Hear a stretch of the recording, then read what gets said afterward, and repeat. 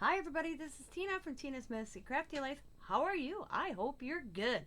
I'm here with hashtag Jelly Post Card Play, hosted by Jerry Griffins. It is day 14, and this reminds me of my Allie and Riley. So, of course, it's my background paper.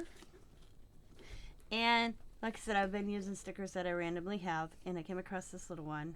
And I can remember Allie loving Fancy Nancy or whatever her name was, and then Riley likes to dress up and all that. So I did this. I got the little shoes and flowers and a little girl, and I got shop, and it says dress up, girls day out, and some flowers up there, and of course I did a border and I kind of doodled with some dots on there, and that is day 14. It's my postcard for day 14. So I want to thank you guys for watching. Oh, and I have a flower in the background. See, remember all those flowers I did? You can still kind of see them in the background, and there's a few little dots I had. So, as always, be happy, be kind, be safe, be funny, be crafty, and bye for now. See you on day 15.